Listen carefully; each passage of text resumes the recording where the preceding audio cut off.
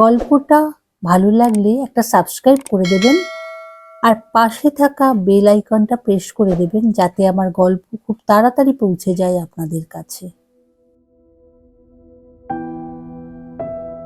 আজকের গল্প লিপস্টিক, লিখেছেন কবিতা চক্রবর্তী। গল্পটা ভালো লাগলে প্লিজ একটা সাবস্ক্রাইব করে দেবেন। শুরু করছি আজকের গল্প। রাত 2টো বাজে। ব্যালকনিতে দাঁড়িয়ে আকাশ পাতাল ভাবছিল জিনিয়া। ভীষণ কান্না পাচ্ছিল। সবে কয়েক মাস হলো ব্রতিনের সাথে তার বিয়ে হয়েছে। যদিও বাবা মা আর নিজের বাড়ি ছেড়ে আসার কষ্ট ব্রতিন তার ভালোবাসা দিয়ে ভুলিয়ে দিয়েছে অনেকটাই। ভালোই তো ছিল দুজনে, খুব সুন্দর কাটছিল দুজনের নতুন জীবন। কিন্তু কিছুদিন ধরে ব্রতিনের ব্যবহারটা কেমন যেন পাল্টাতে দেখছে জিনিয়া। আর অবাক হয়ে যাচ্ছে, আগের ব্রতিনের সাথে অনেকটাই যেন অমিল। দিন দিন যেন চেনা ব্রতিন অচেনা হয়ে উঠছে জিনিয়ার কাছে। কিছুদিন হলো শাশুড়ি মা তার বড় ছেলের কাছে গেছেন। সারাদিন একা একা বাড়িতে থাকতে ভালো লাগে না জিনিয়ার। ব্রতিন সকালে অফিস যায়, সেই সন্ধ্যায় ফেরে। সারাদিন একাই থাকে জিনিয়া। ভীষণভাবে দিদির কথা মনে পড়ে তখন। সারা বাড়িতে দিদিকে খুঁজে বেড়ায় প্রত্যেকটা জিনিসের মধ্যে। এই বাড়ি, এই সংসার একদিন তো তার দিদি ঝিলিকের ছিল। বাড়ির প্রত্যেকটা কোণায় দিদির স্মৃতি ছড়িয়ে। দিদির কত জিনিস এখনো এই বাড়িতে ছড়ানো, সেগুলোতে হাত বুলোয় জিনিয়া। মনে হয় দিদিকেই স্পর্শ করছে। আনমনেই দিদির সাথে কত কথা বলে চলে। দিদি তাকে যেন ডাকে সেই ছোটবেলার মতো, জিনু আমাকে ধরতো, আমি লুকিয়ে আছি। কিন্তু জিনিয়া কোথাও দিদিকে আর খুঁজে পায় না। ঝিলিক আর জিনিয়া দুই বোন, খুব আদরে দুই বোন বড় হয়েছে। কিন্তু দুই বোনের প্রকৃতি একদম আলাদা ছিল। ঝিলিক ছিল একটু অন্তর্মুখী স্বভাবের, কারুর সাথে মিশতে খুব একটা ভালোবাসতো না। পড়াশোনা নিয়েই থাকতে ভালোবাসতো। বন্ধু ছিল একমাত্র তার ছোট বোন জিনিয়া। অন্যদিকে জিনিয়া ছিল ঠিক উল্টো প্রকৃতির। সাজগোজের প্রতি ভীষণ নেশা ছিল। খুব সুন্দরী সে। ছটপটে স্বভাবে জিনিয়া ছিল বন্ধুদের প্রিয়। বাড়ি হোক বা বাইরে, জিনিয়া সারাদিন মাতিয়ে রাখত সবাইকে। আর সারাদিনের সমস্ত কথা রাতে শুয়ে শুয়ে দিদিকে তার বলা চাই। নতুন নতুন প্রসাধনী কিনে এনে আগে দিদিকে দেখাবেই। কতবার বলেছে, দিদি একটু সাজিয়ে দিই তোকে। তুই কেন সাজিস না? সাজলে তোকে কত সুন্দর দেখাবে। কিন্তু ঝিলিক সাজগোজ একটুও পছন্দ করতো না। খুব সিম্পল থাকতে পছন্দ করত। ঝিলিক হেসে বলতো, ওগুলো দিয়ে তুই সাজ, কত সুন্দর লাগে তোকে। দুই বোন পিঠোপিঠি প্রায়। 2 বছরের ছোট জিনিয়া। কিন্তু জিনিয়ার যত আবদার সব ঝিলিকের কাছে। দিদি না তো যেন মায়েরই আর এক রূপ। হঠাৎ করেই 3 বছর আগে পরিচিত একজন একটা সম্বন্ধ নিয়ে আসে জিনিয়াদের বাড়ি। খুব ভালো ছেলে, আর খুব বড় চাকরিও করে ছেলে।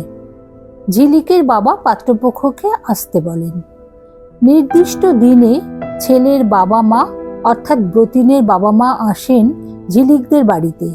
ঝিলিককে দেখে কথা বলে ভীষণ পছন্দ হয় তাদের। একরকম পাকা কথা দিয়ে যান ঝিলিকের বাবা মাকে। বলে যান ছেলে একবার দেখে গেলেই তারা পাকা দেখার দিন ঠিক করবেন। ঝিলিকের বাবা মাও যান ছেলের বাড়ি। সোনার টুকরো ছেলে ব্রতিন। এমন ছেলের বউ হবে তাদের মেয়ে ভেবেই তারা ভীষণ খুশি। এরপর একদিন ব্রতিন তার বন্ধুদের নিয়ে ঝিলিককে দেখতে এলো। ঝিলিককে দেখল। তার বন্ধুরাই যা জিজ্ঞাসা করার করলো। সে কিন্তু কোনো কথা বলল না, কিছুই জিজ্ঞাসা করলো না। তার চোখ সারাক্ষণ যেন কিছু খুঁজে গেল। পরের কয়েকদিন কোনো খবর দিল না পাত্রপক্ষ।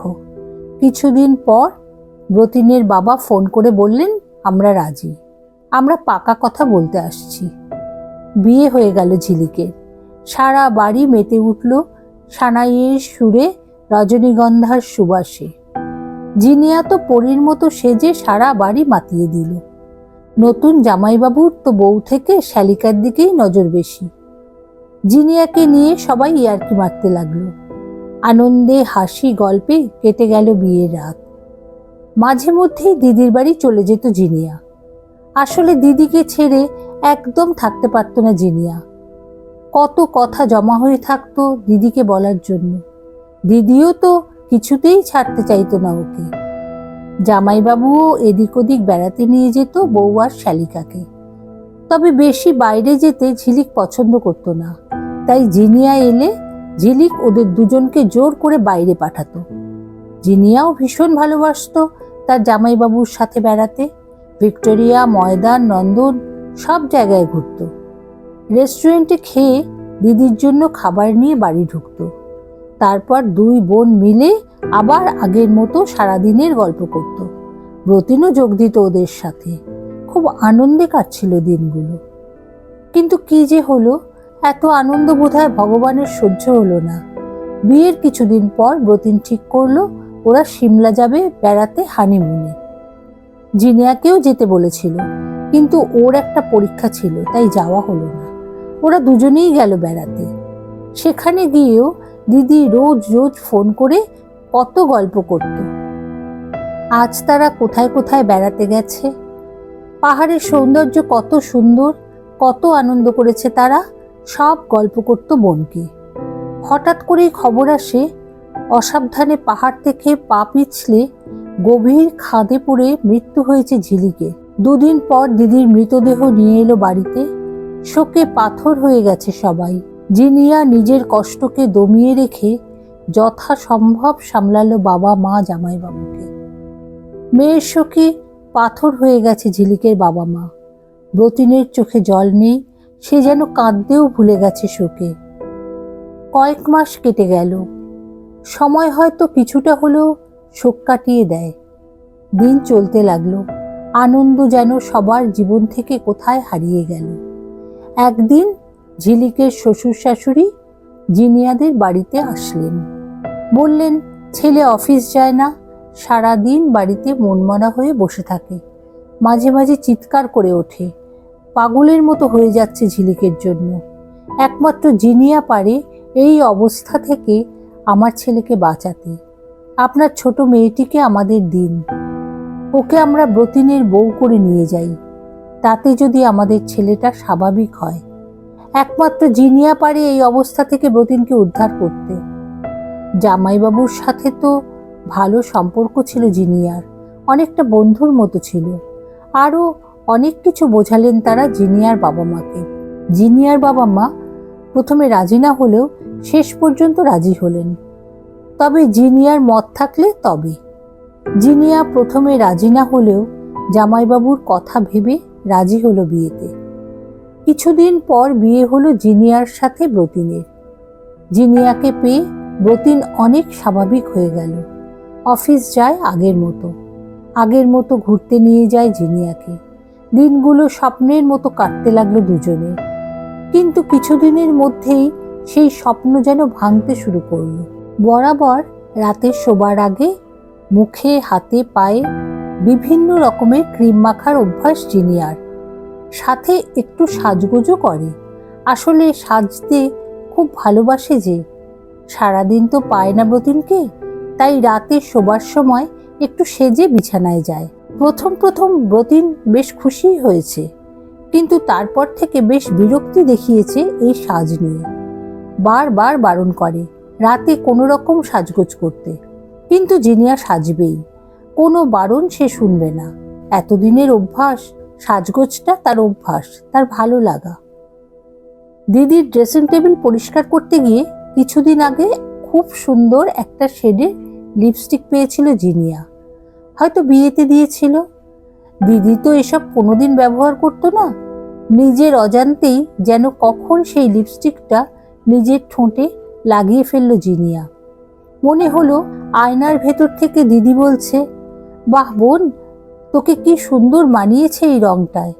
তারপর থেকে এই কালচে লাল লিপস্টিকটা কেমন যেন একটা নেশার মতো হয়ে গেল। অনেকটা যেন শুকনো রক্তের রঙের লিপস্টিকটা। রোজ রাতে এটার দিকে হাতটা অজান্তেই কখন চলে যেত। গত 1.5-2 মাস ধরে এটা হচ্ছে। আর তখন থেকেই ব্রতিনের ব্যবহারে পরিবর্তন লক্ষ্য করছে জিনিয়া।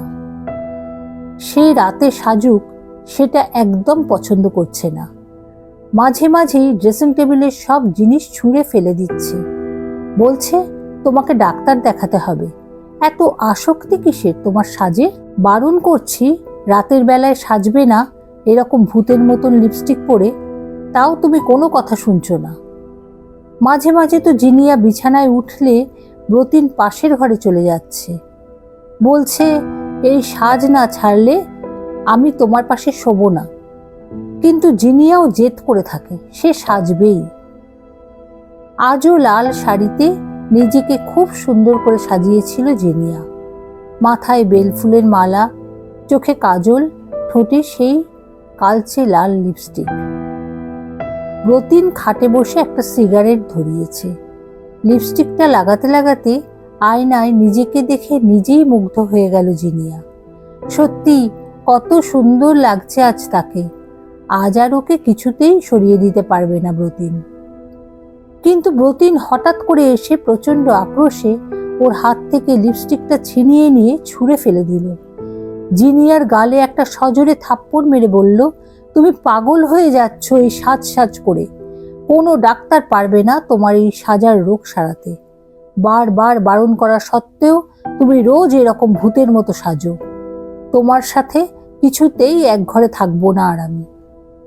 বলতে বলতে প্রচন্ড রাগে ঘরে ঢুকে দরজা আটকে দিল ব্রতিন। বাইরে অবাক হয়ে তাকিয়ে থাকলো জিনিয়া। জিনিয়া অনেক অনুনয় বিনয় করলো, আর কোনোদিন সাজবো না, তুমি দরজা খোলো। কিন্তু ভিতর থেকে কোনো সাড়া দিল না ব্রতিন।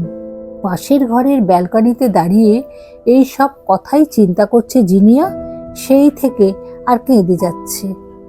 ব্রতিনের এই পাল্টে যাওয়ার কারণ সে বুঝতে পারছে না। আগে তো কত প্রশংসা করতো তার সাজে। দিদি সাজে না, তার জন্য দিদিকে তার সামনেই কত কিছু বলতো একটু সাজতে শিখতে পারোনি নিজের বোনের কাছ থেকে। সেই ব্রতিন আজ তার সাজ দেখে তাকে পাগল বলছে। ঘরের ভিতর থেকে গ্লাস বোতলের শব্দ শুনে বুঝতে পারলো ব্রতিন আজ আবার ভীষণ নেশা করবে, যেটা খুব অপছন্দ জিনিয়ার। কতক্ষণ আর দাঁড়িয়ে থাকা যায়? পাশের ঘরে গিয়ে শুয়ে পড়ল জিনিয়া। ঘুম এসেই গেছিল প্রায় জিনিয়ার। পাশের ঘর থেকে ব্রতিনের গলার আওয়াজ শুনে উঠে বসলো জিনিয়া। কারুর সাথে মনে হচ্ছে কথা বলছে, গলাটা ধরা ধরা, কেমন একটা কান্নার মতো আওয়াজ। আস্তে আস্তে গিয়ে দাঁড়ালো বদ্ধ দরজার সামনে জিনিয়া। এখনো বন্ধ দরজা। ভিতরে কার সাথে এমন করে কথা বলছে ব্রতিন? পাশের জানলাটা একটু ঠেলে দেখলো সেটা খোলা। জানলাটা একটুখানি ফাঁক করে যা দেখলো, অবাক হয়ে গেল জিনিয়া। ঝিলিকের একটা খুব সুন্দর ছবি এই ঘরের দেওয়ালে ছিল। জিনিয়া বিয়ে হয়ে এই বাড়ি আসার পর যেটা একরকম জোর করেই আলমারিতে তুলে রেখেছিল ব্রতিন, কিন্তু জিনিয়া সেটা আবার টাঙিয়ে রেখেছিল দেওয়ালে।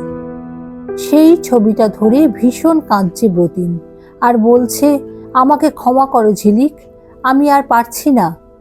শুধুমাত্র জিনিয়াকে পাওয়ার জন্য সেদিন তোমাকে পাহাড় থেকে ইচ্ছে করে ঠেলে ফেলে দিয়েছিলাম। বিয়ে বাড়িতে জিনিয়াকে দেখে ওকে আমি পছন্দ করেছিলাম, লোক পাঠিয়েছিলাম সম্বন্ধের জন্য, তোমার জন্য না। কিন্তু ভুল বুঝাবুঝির জন্য আর বাবা মার জোরাজুরির জন্য তোমাকে বিয়ে করতে বাধ্য হয়েছিলাম আমি। বিয়ের পরেও জিনিয়ার জন্য আমি পাগল হয়ে যাচ্ছিলাম। তুমি বোধহয় কিছু আন্দাজ করতে পারছিলে। সিমলাতে সেদিন রাতে জোর করে আমি তোমাকে জিনিয়ার মতো সাজাতে গেছিলাম। তোমার কান্না, তোমার কষ্ট তখন আমি কিচ্ছু দেখিনি। একটা কালচে লাল রঙের লিপস্টিক রাগ করে তোমার সারা মুখে মাখিয়ে দিয়েছিলাম। কাজল নিয়ে তোমার সারা শরীরে দাগ করে দিয়েছিলাম। তুমি কিচ্ছু বলনি, তুমি সব সহ্য করেছিলে, হয়তো সব বুঝতে, সেই জন্য সব অত্যাচার মুখ বুজে সহ্য করেছিলে। তাও পরদিন আমার সাথে ঘুরতে বেরিয়েছিলে। তোমাকে আমি সহ্য করতে পারছিলাম না। তোমার এই উদাসীন মনোভাব আমার রাগ বাড়িয়ে দিচ্ছিল। তাই আমি তোমার থেকে পালিয়ে যেতে চাইছিলাম, নিষ্কৃতি পেতে চাইছিলাম তোমার থেকে। একটা সুযোগ এসে গেল। কেউ কোথাও নেই দেখে একদম রাস্তার ধারে নিয়ে গিয়ে তোমাকে পাহাড় থেকে ঠেলে ফেলে দিয়েছিলাম। কেউ কোনো সন্দেহ করতে পারেনি। এত কিছুর পর আমি জিনিয়াকে নিজের করে পেয়েছি, কিন্তু জিনিয়ার ঠোঁটে সেই লিপস্টিকের রং আমায় পাগল করে দিচ্ছে। আমি আর পারছি না ঝিলিক। আমি যেন জিনিয়ার মধ্যে তোমার সেই দিনের লিপস্টিক মাখানো মুখটা দেখতে পাই। আমি তাকাতে পারছি না জিনিয়ার দিকে। তোমার ওই মুখটা আমাকে তাড়া করে বেড়াচ্ছে। আমি পাগল হয়ে যাচ্ছি। আমাকে তুমি ক্ষমা করো ঝিলিক। জিনিয়া পাথরের মতো দাঁড়িয়ে সবটা শুনল। একদলা কান্না বুকের ভিতর থেকে গলার কাছে এসে জমা হয়েছে। কান্নার শক্তিও সে হারিয়ে ফেলল। একে শুনল সে। নিজের কানকেই বিশ্বাস করতে পারছে না জিনিয়া। ঘরের ভিতরে ব্রতিন ঝিলিকের ছবিটা ধরে কত কথা বলে যাচ্ছে আর হাউ হাউ করে কেঁদে যাচ্ছে, আর বাইরে জিনিয়া পাথর হয়ে দাঁড়িয়ে। শেষের কথাগুলো কানের মধ্যে আর যাচ্ছে না। তুমুল আলোড়ন মনের মধ্যে, বুকের মধ্যে ভীষণ কষ্ট, হাজার হাজার হাতুড়ি মারার শব্দ। হাত পা একটুও নড়াবে সেই ক্ষমতা নেই, অজ্ঞান হয়ে যাবে মনে হলো। কিন্তু না, শরীরের সমস্ত শক্তিকে এক করে দৌড়ে পাশের ঘরে চলে গেল জিনিয়া। বিছানায় গিয়ে আছড়ে পড়ল। কান্না আসছে না, তার বদলে ভীষণ একটা কষ্ট বুকের মধ্যে। ঘড়িতে দেখলো ভোর 4:30। যে পোশাকে ছিল তাতেই বেরিয়ে পড়ল রাস্তায়। তখনও ঠিক করে সকালের আলো ফোটেনি। এতটা রাস্তা কি এক ঘোরের মধ্যে আসলো নিজেই বুঝতে পারল না জিনিয়া। বাপের বাড়ির দরজায় পৌঁছে কলিং বেলটা বাজিয়েই চলল। এত ভোরে কলিং বেলের শব্দে একটু অবাকই হলেন জিনিয়ার বাবা মা। জিনিয়ার মা দরজাটা খুলতেই দেখলেন জিনিয়াকে ওই রকম পোশাকে বিধ্বস্ত অবস্থায় মেয়েকে দেখে তিনি তাড়াতাড়ি মেয়েকে ধরে জিজ্ঞাসা করতে লাগলেন, কি হয়েছে? জিনিয়ার বাবাও এসে দাঁড়িয়েছেন, কিন্তু কোনো উত্তর দেওয়ার অবস্থায় জিনিয়া ছিল না। কিছু বলার আগেই মায়ের হাতেই জিনিয়া অজ্ঞান হয়ে পড়ে গেল। বাবা মা তাকে নিয়ে এসে বিছানায় শুইয়ে দিলেন। ডাক্তারকে খবর দেওয়া হলো। তার মধ্যে মুখে জলের ছিটে দেওয়ায় জিনিয়ার জ্ঞান ফিরেছে, কিন্তু কোনো কথার উত্তর দিচ্ছে না, শুধু কেঁদেই চলেছে। এই অবস্থায় জিনিয়ার বাবা মাও এক্ষুনি আর বেশি কিছু জিজ্ঞাসা করলেন না। কিছুক্ষণ পর ডাক্তারবাবু ঢুকলেন। কাছেই থাকেন, পারিবারিক ডাক্তার। বহুদিন এই বাড়ির সাথে ওনার পরিচয়। উনি জিনিয়াকে দেখলেন, তারপর হাসি মুখে জিনিয়ার মাকে বললেন, সুখবর বৌদি, আপনি তো দিদিমা হতে চলেছেন। এবার তো মিষ্টি না খেয়ে যাব না। ঘরের মধ্যে একটা খুশির বাতাস বয়ে গেল। শুধু জিনিয়ার মুখটা অন্ধকার হয়ে গেল। প্রথম মা হওয়ার খুশিতে বুকের মধ্যে আনন্দ উত্তেজনা, কিন্তু ব্রতিনের কথা মনে পড়তেই একরাশ ঘৃণায় মনটা খারাপ হয়ে গেল। ততক্ষণে সকাল অনেকটাই গড়িয়ে গেছে। জিনিয়াকে বাড়িতে দেখতে না পেয়ে ব্রতিন সম্ভাব্য সব জায়গায় খুঁজে ওর বাপের বাড়িতে ফোন করেছে। এখানে আছে জেনে সেও সাথে সাথেই চলে এসেছে জিনিয়াকে নিতে। না, বাবা মার অনেক জিজ্ঞাসাতেও জিনিয়া রাতের কোনো কথা বাবা মাকে বলতে পারল না, শুধু কেঁদে গেল। বাবা মা ভাবলেন স্বামী স্ত্রীর তো কতই ওরকম হয়, আবার সব ঠিক হয়ে যাবে। তারপর এখন তো জিনিয়া মা হতে যাচ্ছে, আর কোনো গন্ডগোল নিশ্চয়ই হবে না। আর ব্রতিন তো নিতেই আসছে, ওকে ভালো করে বুঝিয়ে বলতে হবে এই সময় যেন জিনিয়াকে ভালোভাবে রাখে। অবশ্য ব্রতিনের মতো ভালো ছেলের ওপর তাদের যথেষ্ট ভরসা আছে। কিছুক্ষণের মধ্যেই ব্রতিন চলে আসলো জিনিয়াদের বাড়ি। ব্রতিন এখন একদম স্বাভাবিক। কাল রাতের অস্বাভাবিকতার চিহ্ন মাত্র তার মধ্যে নেই। সন্তান আসার খবরে সেই হৈ হৈ করে উঠল আনন্দে। আদরে ভরিয়ে দিল জিনিয়াকে, সব কিছুকে স্বাভাবিক করে দিল নিমেষে। জিনিয়া কোনো কথা বলল না। এই অবস্থায় সে কি করবে, কি বলবে, কিছু বুঝে উঠতে পারছিল না। এখন যদি সে সব কিছু বলে দেয় সবাইকে, তাহলে তার সন্তান একটা খুনির সন্তান হিসেবে সারা জীবন পরিচিত হবে। সেটা সে ভাবতেই পারবে না। আর এই অবস্থায় সে বাবা মাকেই বা কি করে সব সত্যি কথা বলবে? তাদের যথেষ্ট বয়স হয়েছে। কিন্তু দিদি, তার প্রতি অন্যায়ের কোনো শাস্তি ওই লোকটা পাবে না? ঘরের মধ্যে রাখা দিদির ফটোটার দিকে নজর গেল। দিদি কেমন হাসছে, মনে হচ্ছে যেন বলছে, দেখি এবার তুই তোর দিদিকে কতটা ভালোবাসিস, আমার হত্যাকারীর সাথে তুই কেমন সংসার করিস দেখি আমি। আবার মাথাটা ঘুরে গেল জিনিয়ার। না, সে কিছুতেই কোনো অন্যায়কে প্রশ্রয় দেবে না। ব্রতিনকে সে এমন শাস্তি দেবে যা সে কোনো দিন ভুলবে না। ফিরে গেল জিনিয়া ব্রতিনের সাথে বাড়িতে। অনেকটা কষ্ট বুকে চাপা দিয়ে, কাউকে কিচ্ছু বুঝতে না দিয়ে 8 মাস পর একটা ফুটফুটে কন্যা সন্তানের জন্ম দিল জিনিয়া। বাড়িতে লক্ষ্মী এসেছে, তাই প্রত্যেকেই খুব খুশি। কিন্তু এত খুশির মধ্যেও জিনিয়া কিন্তু তার লক্ষ্য ভুলে যায়নি একবারের জন্য। ব্রতিনের সাথে স্বাভাবিক ব্যবহার করলেও দিদির মৃত্যুর কারণটা কোনো সময় ভুলতো না। মেয়েকে নিজের দিদির নামে ঝিলিক বলে ডাকা শুরু করলো জিনিয়া। ব্রতিন অনেক আপত্তি করল, কিন্তু কিছুতেই জিনিয়া সেই বারণ শুনল না।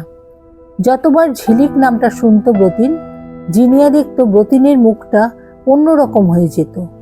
জিনিয়া ব্রতিনের সামনে আরো বেশি বেশি করে মেয়েকে ঝিলিক নামে ডাকা শুরু করলো।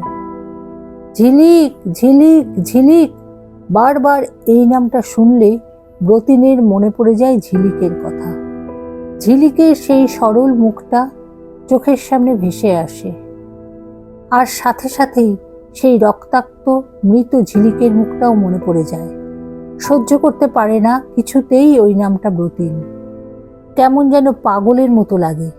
এখন তো যতক্ষণ অফিসে থাকে ততক্ষণ যেন ভালো থাকে। বাড়িতে এসে মেয়েকে আদর করতে চাইলেই সেই ঝিলিকের কথা মনে পড়ে যায়। ঘর থেকে ছিটকে বেরিয়ে যায় ব্রতিন। মাঝরাতে ঘুমটা হঠাৎই ভেঙে গেল ব্রতিনের। বুকের ওপর একটা কিছু স্পর্শে দেখলো জিনিয়ার একটা হাত তার বুকের ওপর। পাশ ফিরে তাকিয়ে দেখতে গিয়ে প্রচন্ড ভয় পেয়ে দেখলো জিনিয়া ঝিলিকের শাড়ি গয়না সব পরে একদম ঝিলিকের মতো সেজে ঘুমোচ্ছে, আর ঠোঁটে সেই কালচে লাল রঙের শুকনো রক্তের রঙের সেই লিপস্টিক। এবার আর কিছু বলার ক্ষমতা থাকলো না ব্রতিনের। মুখ দিয়ে শুধু একটা গো গো আওয়াজ বের হলো। অজ্ঞান হয়ে গেল ব্রতিন।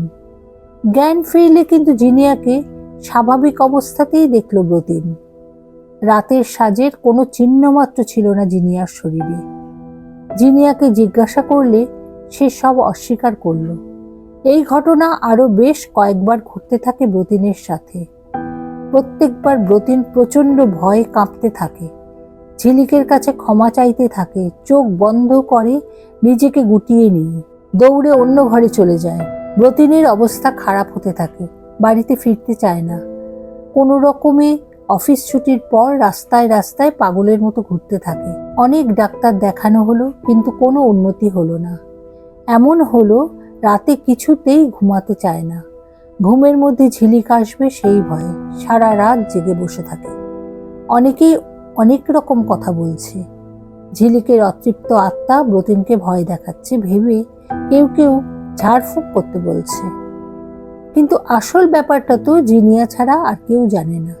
জিনিয়া কাউকে জানতেও দেয়নি। অবশেষে পাগলা গারদে দেওয়া হলো ব্রতিনকে। ব্রতিন এখন পুরো পাগল।